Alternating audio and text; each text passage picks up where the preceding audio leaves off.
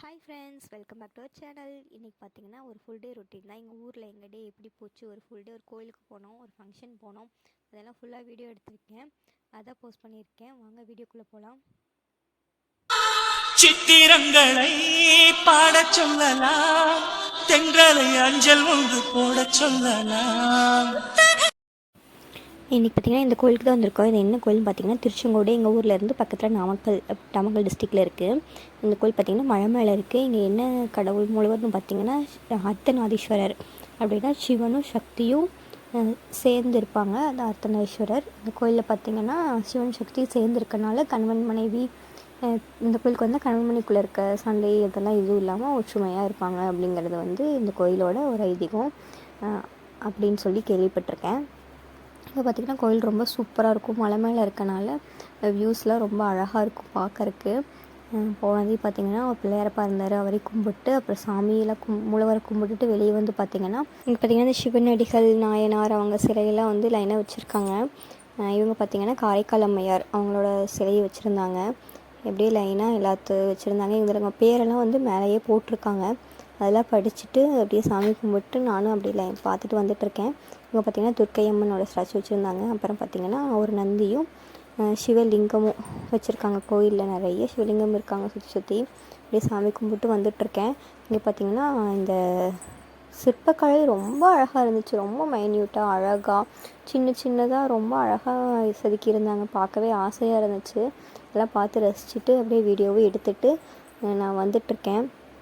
இந்த மாதிரி இப்போ கோயிலெல்லாம் இந்த மாதிரி பார்க்க முடியுமாங்கிறது தெரில. அந்த காலத்து கோயிலில் ரொம்ப அழகாகவே இருக்குது அதெல்லாம். நான் இதெல்லாம் அப்படியே ஒவ்வொரு சாமியை கும்பிட்டு வந்து மாமாவும் தம்பி ஓரமாக நின்றுட்டுருக்காங்க. அப்புறம் நான் அப்படியே சாமி கும்பிட்டு வந்துட்டுருக்கேன். அப்படியே ஒவ்வொரு தூண்லேயும் ஒவ்வொரு சிலை வடிச்சிருக்காங்க. அப்படியே அதையும் பார்த்துட்டு அப்படியே சாமி கும்பிட்டு வந்துட்டுருந்தேன்.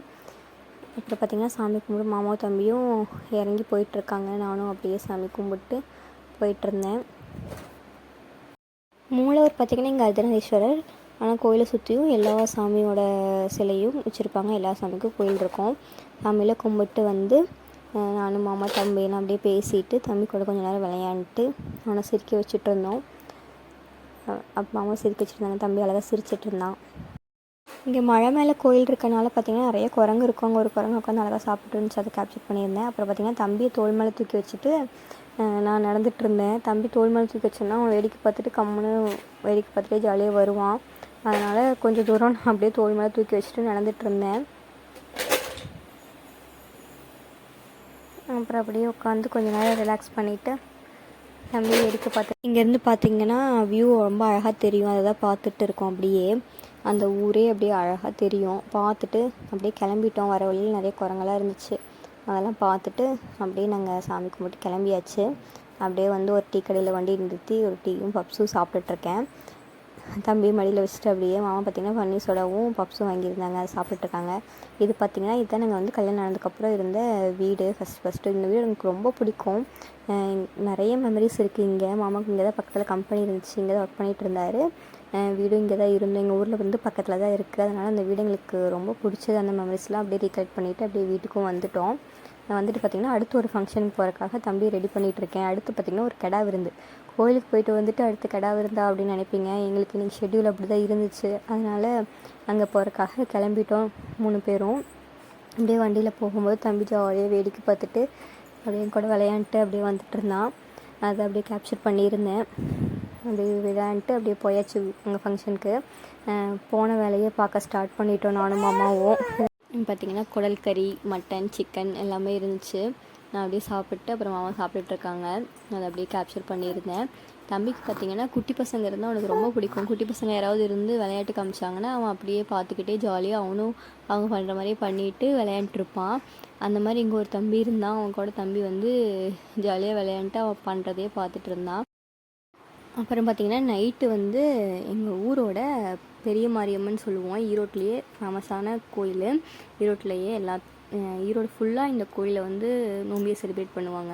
ரொம்ப சூப்பராக இருக்கும். பெரிய மாரியம்மன் கோயில் திருவிழானாவே ஈரோட்டில் சூப்பராக இருக்கும். அந்த கோயில் நோம்பிக்காக வந்தாச்சு. நைட்டு சாமி பார்த்துட்டு போகலாம் அப்படின்னு சொல்லிட்டு வந்துட்டோம்.